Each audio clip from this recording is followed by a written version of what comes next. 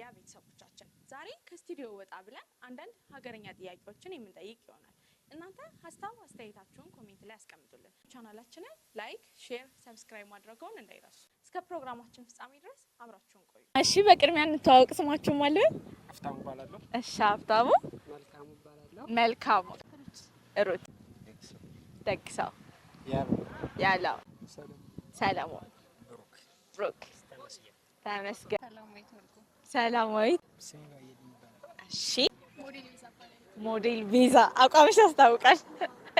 አንዳንድ ሀገረኛ ጥያቄዎችን ነው የምጠይቃችሁ። የመጀመሪያ ጥያቄ የኢትዮጵያ ባህላዊ መጠጣችን ቡና ማህበራዊ ፋይዳው ምንድነው? የመጀመሪያው ጥያቄ። ስንት ስኒ ይጠጣል? እና ደግሞ ስማቸውስ ማን ማን ነው? አያይዛችሁ እንድትመልሱልኝ ነው። ሀብትሽ ካንተ ልጀምር። ማለት በቀን ነው ስንት የምንጠጣው ወይስ? አሁን ቡና ሲፈላ መጀመሪያ ማህበራዊ ፋይዳው ምንድነው? ለሀገራችን የቡና ማህበራዊ ፋይዳው ጥቅሙ ምንድነው? ሰው ጋር ያለሽ ሪሌሽን ግንኙነት ሻሪፍ እንዲሆን የተሻለ ጓደኞች የተሻለ ነገሮችን ሁሉ አብረሽ ሼር ለማድረግ የተለያዩ በቃ ፍቅር ለመግለጽ ያክል ሰው ጋር ለመዝናኛ የምንጠቀምባቸው ዋና ነገሮች ቡና ናቸው። መልካም። እስከ ስንት ስኒ ነው የሚጠጣው? ስቲም ከሆነ አንድ። እሺ። ጀበና ከሆነ ከቤት ከሆነ እስከ 3 ይጠጣል። እስከ 3 ይጠጣል። ስማቸውን አሁን ሶስቱን የቤቱን ሶስቱን ስማቸውን ጥቀስልኝ። ኦኬ። አቦል። እሺ። ቶና በረካ። መልካም። በጋራ ነው የመለሳችሁ። እሺ፣ አንተን ደግሞ የግል ሀሳብህን ልስማ። ማህበራዊ ፋይዳው የቡና ማህበራዊ ፋይዳው ምን ይመስላል? ያው ብዙ ማህበራዊ ነገሮችን እናገኛለን ከሰው ላይ መልካም ነገርን፣ ፍቅርን፣ የሀገር ፍቅር ስሜትን እናገኛለን በጋራ ስለሚጠጣ። ይሄ ነው። መልካም። እሺ፣ በኢትዮጵያ ያው ባህላዊ መጠጣችን አለ አይደለ? ቡና። እሱ ማህበራዊ ፋይዳው ምንድነው ብለሽ ታስቢያለሽ? የመጀመሪያ ጥያቄ። ማህበራዊ ፋይዳው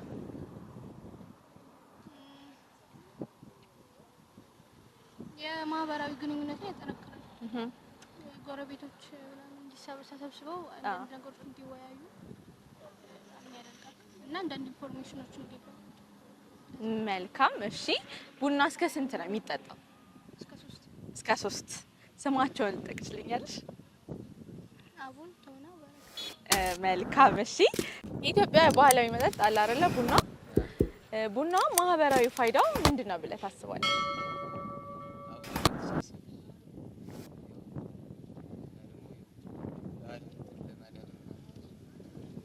መልካም። አንተስ? ቡና ያው ወንድማማችነትን ለማዳበር ለዛ ነው ማህበራዊ ፋይዳው። መልካም። እሺ፣ ቡና እስከ ስንት ነው የሚጠጣው? እስከ 4። አንተስ? እስከ 3 እስከ 4። እሺ፣ እስከ 4 ያልከው ስማቸውን ትዘረዝርልኛለህ? አቦና፣ በረካ። እሺ፣ አራተኛውስ?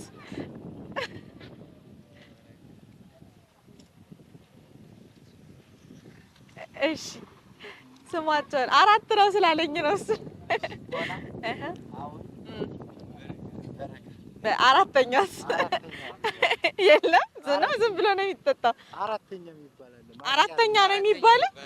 ኦኬ፣ ስሙም አራተኛ ነው። እሺ። ቡና የኢትዮጵያ ባህላዊ መጠጥ ነው አይደል? ማህበራዊ ፋይዳው ምንድነው ብላችሁ ታስባላችሁ? ግንኙነትን ለመጨመር የማህበረሰብን ለማገናኘት። መልካም። ለማዳበር ፍቅርን ለመጨመር። መልካም። እሺ፣ ቡና እስከ ስንት ነው የሚጠጣው? 3 ከቤት ከሆነ እስከ 3። እሺ፣ አንድ። እሺ፣ ስማቸውን ትጠቅስልኛለህ ብሩክ? በረካ፣ አቦል። እሺ፣ መጨረሻ ማለት ጠፋብህ። አቦል፣ ቶና፣ በረካ። ተመሳሳይ ነው፣ የተለየ መልስ አለ? መልካም። እሺ፣ የኢትዮጵያ የባህል መጠጥ አለ ቡና። ቡና ማህበራዊ ፋይዳው ምንድነው ብለሽ ታስቢያለሽ? ማህበራዊ ፋይዳ ያው ሰዎች እንዲግባቡ እንዲግባቡ እንዲገናኙ ለማድረግ። እሺ ቡና እስከ ስንት ነው የሚጠጣው? እስከ 3 ስማቸውን ልጠቅሽልኝ ትችያለሽ? አቦል ቶና በረካ አቦል ቶና መሰለኝ። በረካ አቦል ቶና። እሺ ቀጣይ ጥያቄ በባህላዊ ቤቶች አሉ አይደለ? ጎጆ ቤት እነሱ ሲገነቡ አናታቸው ላይ የሚቀመጥ ጉልላት አለ። እሱ ጉልላት ትርጉሙ ምንድን ነው? ጥቅሙስ? ለምን ጥቅም ነው እዛ ጋር የሚደረገው? አታውቂውም? እሺ የኢትዮጵያ ባህላዊ መጠጥ አለ አይደል? ቡና። ቡና ማህበራዊ ፋይዳው ምንድን ነው ብለህ ታስባለህ? አእምሮን ለማነቃቃት እንደዚህ ግን ከሰው ጋር ለመፍጠር። መልካም። ቡና እስከ ስንት ነው የሚጠጣው? አንድ ስኒ። ቤት ውስጥም እንደዛ ነው? ከቤት ውስጥ 3 ሊሆን ይችላል። መልካም። ስማቸውን ልጠቅስልኝ ይችላል? የሶስቱን አታውቀውም? አትሞክርም? እሺ በኢትዮጵያ ባህላዊ መጠጣችን አለ አይደል? ቡና ማህበራዊ ፋይዳው ምንድን ነው ብለሽ ታስቢያለሽ? ያው ብዙ ጊዜ ቡና የሚጠቀሙት ያው ትልልቆቹ እናቶቻችን ሲሆኑ ያም ደግሞ የጎረቤት ምናምን እድር የሚባል ነገር ስላለ እዛ ጋር ኮሚቴት ምናምን ለማድረግ ይመስለኛል። መልካም። ቡና እስከ ስንት ነው የሚጠጣው? እስከ 3። እስከ 3። ስማቸውን ልትነግሪኝ ትችያለሽ?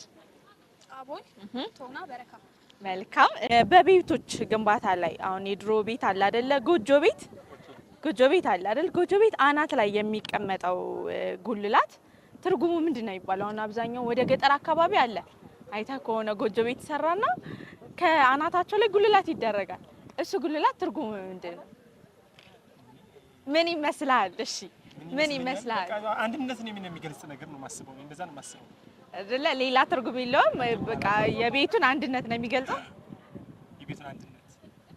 መልካም። እሺ ፍቅርነታችን አንድነታችን ይገልጽ ይመስለኛል። ሁሉን በአንድ አድርጎ የያዘ ጉልላቱ ነውና እንደኔ ሀሳብ አንድነትና ያው መሀል ላይ ሆኖ አንድ ላይ ስለሆነ መልካም። እሺ አዋቅሮ ስለያዘ እውነት ነው። በባህላዊ ቤቶች ላይ ባህላዊ ቤት ሲሰራ አይተሽ ከሆነ ጎጆ ቤት ምናምን መሀል ላይ አናታቸው ላይ ከቤቱ ጣራ ላይ ጉልላት ይደረጋል አይደለ? ላይ ነው ከላይ ከጎጆ ቤቱ ከላይ ጉልላት ይደረጋል። እሱ ጉልላት ጥቅሙ ምንድን ነው? ወይም ደግሞ ምንድን ነው የሚባለው? ሳሮቹን ደግፎ እንዲስ ከላይ የሚደረግ አይደለም እንትን በሆነ ነገር ታስሮ እንደዛ መሰለኝ እንትን ሳሮችን ደግፎ እንዲይዝ ለዛ ነው ብለሽ ነው የምታስቢው? መልካም። እሺ ባህላዊ ቤቶች አሉ አይደለ? ጎጆ ቤት ምናምን እነሱ ሲሰሩ ከላይ ጉልላታቸው ላይ የሚደረግ አለ። እሱ ምንድን ነው የሚባለው? ለምንስ ጥቅም ነው እዛ ጋር የሚደረገው? ወደዚህ ጠጋ በሉ ግን የቤቱን መሰረት ለመጠበቅ ባላንስ አድርጎ የቤቱን መሰረት ለመጠበቅ ነው ከላይ የሚደረገው። መልካም። እሺ ቁንጮ ነው የሚባለው። ቁንጮ ነው የሚባለው። እሺ ጥቅሙ ምንድን ነው? ለምንድን ነው የሚደረገው? ለቤት ውበት። ለውበት ብቻ ነው? ለውበትም በዛ ላይ ደግሞ ምናምን ተፋሰስ እንዳይገባበት ይረዳል። ወደ ውስጥ ዝናብ ምናምን ሲዘንብ እንዳይገባ። መልካም። እሺ ወደ ገጠር አካባቢ ሊሆን ይችላል፣ ከተማም ላይ አንዳንድ ቤቶች ጋር እናያለን። ጎጆ ቤት ምናምን ሲሰራ ከላይ እንደ ጉልላት ነገር የሚደረግ አለ አይደለም? እሱ ለምንድን ነው የሚደረገው? ለምን ጥቅም ነው የሚደረገው?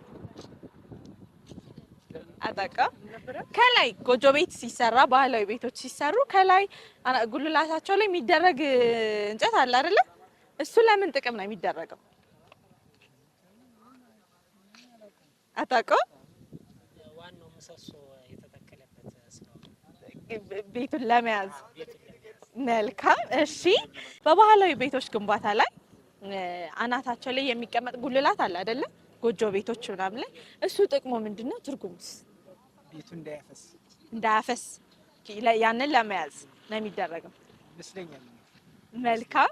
ባህላዊ ቤቶች ጎጆ ቤት አሰራር አለና ከላይ አናታቸው ላይ የሚደረግ ጉልላት አለ አይደለ? እሱ ጉልላት ለምን የሚደረግ ይመስልሻል? ጥቅሙ ለምን ይመስልሻል? ይመስለኛል ለአካባቢው ማህበረሰብ የሆነ ምንድን ነው የሚባለው መለያ ነገር ያለው ይመስለኛል። በየአካባቢው ስም እንደሚኖረው ጎጥጎጥ ስም እንደሚኖረው ያቺ ላይ የምትደረገው ፓርት ደግሞ የራሱ የሆነ ይዘት የሚኖረው ይመስለኛል። መልካም እሺ። የሀገራችን የጥንተ ስርዓት ነጋሪት ይመታል አይደለ? ነጋሪት መመታቱ ጥቅሙ ለምንድን ነው? አሁን በድሮ አባቶቻችን ነጋሪት ይመታል አይደል? ነጋሪት ተጎሰመ ይባላል። ራስ ነጋሪት የሚለው ቃል ራሱ ያላቀው አታውቀውም? አንተስ አታውቀውም? ነጋሪት ተጎሰመ ይባላል አይደል? በድሮ ጊዜ ነጋሪት ተጎሰመ፣ ነጋሪት ተመታ ይባላል። አሁን ላይ የለም በእርግጥ ድሮ ግን በጥንት አባቶቻችን ላይ ጊዜ በእነሱ ጊዜ ላይ ነበረ። እና ነጋሪት መመታቱ ጥቅሙ ምንድን ነው? ለምንድን ነው ነጋሪት የሚመታው?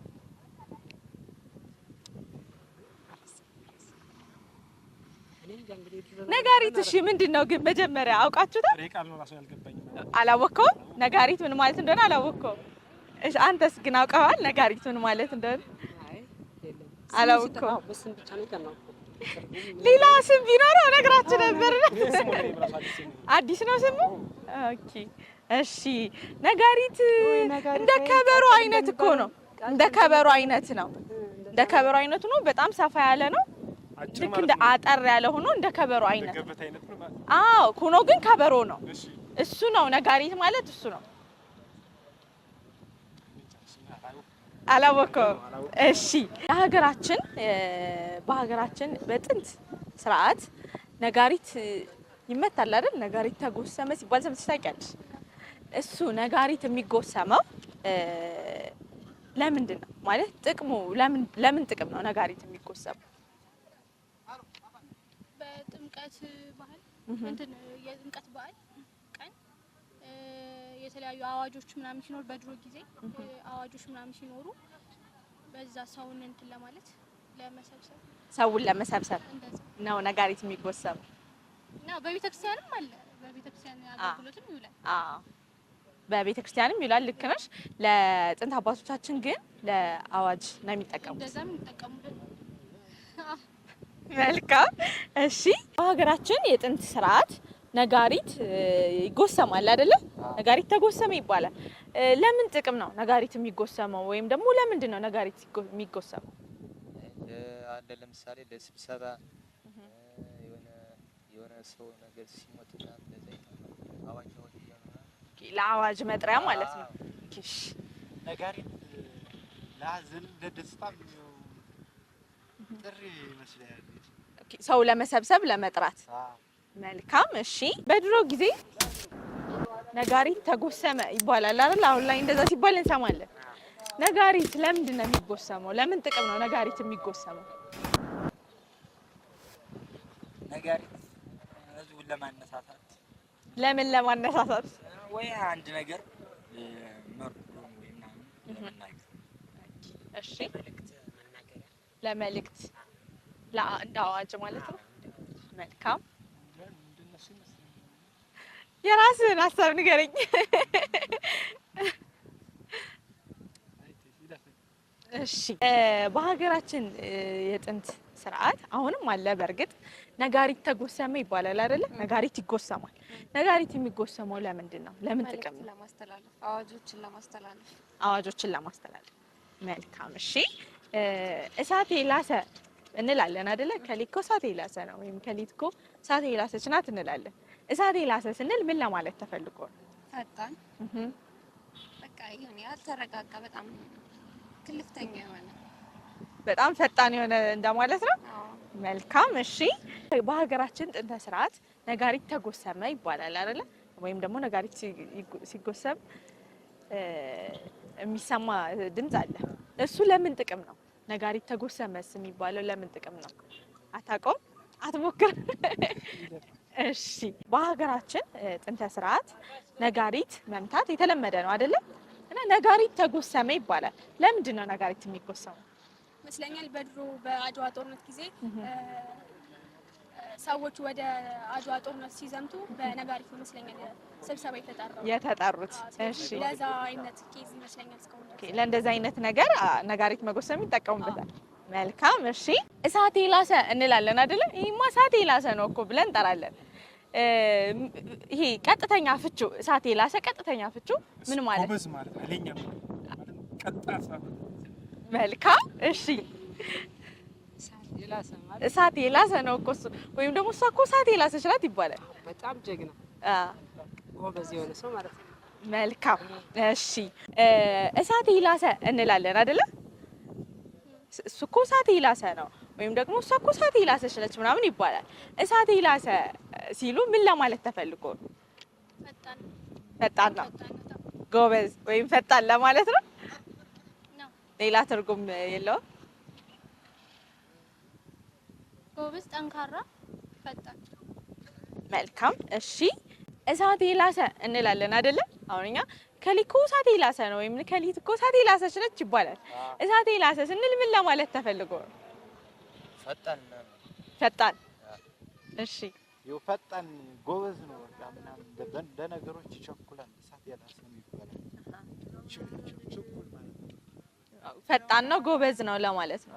መልካም እሺ። ከሊኮ እሳት የላሰ ነው እንላለን አይደለ? ከሊኮ እሳት የላሰ ነው ወይም ደግሞ እሷ እኮ እሳት የላሰች ነች ምናምን ይባላል። እሳት የላሰ ስንል ምን ለማለት ተፈልጎ ነው? ፈጣን ነው። ፈጣን ነው፣ ቀልጣፋ ነው። እሺ ጎበዝ።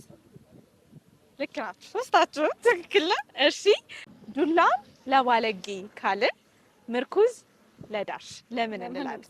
ለመነኩሴ። ቆንጆ ሙከራ ነው። ሌላ ለአሮጌ ሰዎች እሳት የላሰ እንላለን አይደለ? ከሊኮ እሳት የላሰ ነው ወይም ከሊት እሳት የላሰች ናት ይባላል። እሳት የላሰ ስንል ምን ለማለት ተፈልጎ ነው? ጎበዝ ልጅ። መልካም እሺ። እሳት የላሰ እንላለን አይደለ? ከሊት እኮ እሳት የላሰች ነች። ከሊኮ እሳት የላሰ ነው እንላለን። እሳት የላሰ ስንል ምን ለማለት ተፈልጎ ይመስልሻል? እሳት የላሰ ማለት ፈጣን፣ ፈጣን የሆነ ቆፍጣና ነገር፣ ሰው ማይፈራ ነገር፣ ሁሉንም በቃ የሚችል ነገር። ጎበዝ። መልካም እሺ። ዱላ ለባለጌ ምርኩዝ ለዳሽ ለባልቴት ለባልቴት ለባልቴት። እሺ ቆንጆ ሙከራ ነው። የምታሻሽል ከሆነ ሽማግሌ ለሽማግሌ ተጠግተሃል። ጎበዝ። እሺ አንተ ደግሞ ሞክር። ለመነኩሴ ለመነኩሴ አይደለም ግን በጣም ነው የተጠጋችሁት ነው። እሺ ዱላ ለባለጌ ምርኩዝ ለዳሽ። ዱላን ለባለጌ ከተጠቀምንበት ምርኩዝን ለማን?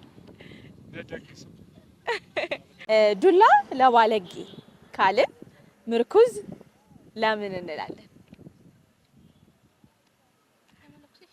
ለመነኩሴ። ቆንጆ ሙከራ ነው። ቆንጆ ሙከራ ነው። ዱላ ለባለጌ ምርኩዝ ለዳሽ። ለመነኩሴ ለመነኩሴ። እሺ ዱላ ለባለጌ ካልን ምርኩዝ ዳሽ። ዱላ ለባለጌ ምርኩዝ ለሽማግሌ ለሽማግሌ። ቆንጆ ሙከራ ነው። እውነት ቆንጆ ሙከራ ነው። እስኪ አንድ ሌላ ሙከራ። ለመነኩሴ ለመነኩሴ አሪፍ ነው። ተጠግታችኋል ሁለታችሁም አይደለም?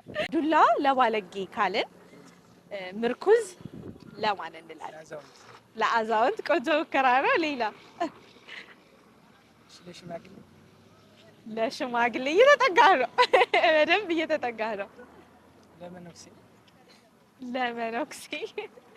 እሺ ዱላ ለባለጌ ካልን ምርኩዝ ለማን እንላለን? ለሽማግሌ። ቆንጆ ሙከራ ነው። ተጠግተሻል በጣም። ለአዛውንት። እሺ የመጨረሻ አንድ ሙከራ። ዱላ ለባለጌ ካልን ምርኩዝ ለማን እንላለን? ለመነኩሴ። እሺ እናቷ ቆማ ልጇ ትዞራለች። ምንድን ነች? እናቷ ቆማ ልጇ ትዞራለች። አላወቅሽም? እሺ እናቷ ቆማ ልጇ ትዞራለች። ምንድን ናት?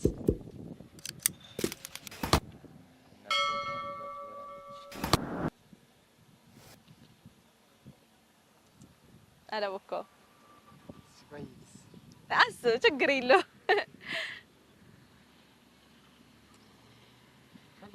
ግን ጠፍቶኛል። እናቷ ቁማ ልጇ ትዞራለች። ምንድን ናት? ድመት ትሆን? ድመት አይደለች። እናቷም ዘዋሪ ናት እኮ ድመት። እናቲቱም ዘዋሪ ናት። መልካም። እሺ፣ እናቷ ቁማ ልጇ ትዞራለች። ምንድን ነች? እናቷ ቁማ ልጇ ትዞራለች። ምንድን ነች? ልጇ ትዞራለች።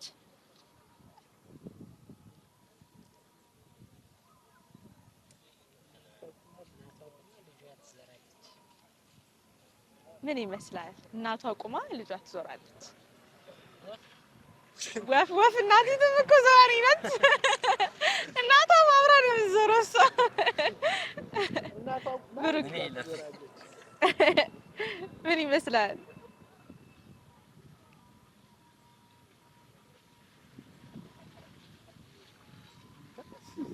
አላወኩም። እናቷ ቁማ ልጇ ትዞራለች። ማን ናት? አላወቅሽም? እሺ። እናቷ ቁማ ልጇ ትዞራለች። ምንድን ነች? አታውቀውም? እሺ። እናቷ ቆማ ልጇ ትዞራለች። ምንድን ናት? እናቷ ቆማ ልጇ ትዞራለች። ምንድን ናት?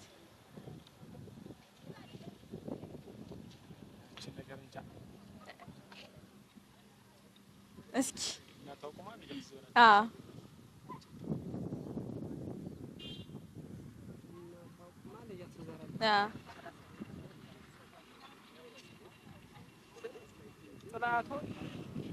ጥላ ቀጥ ብላ ነው የምትሄደው። ጥላ ቀጥ ብላ ነው የምትሄደው። እናቷ ተቀምጣ ልጇ ትዞራለች። ማን ናት?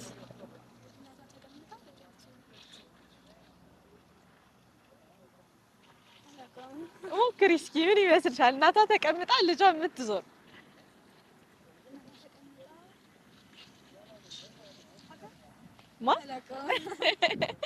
እሺ።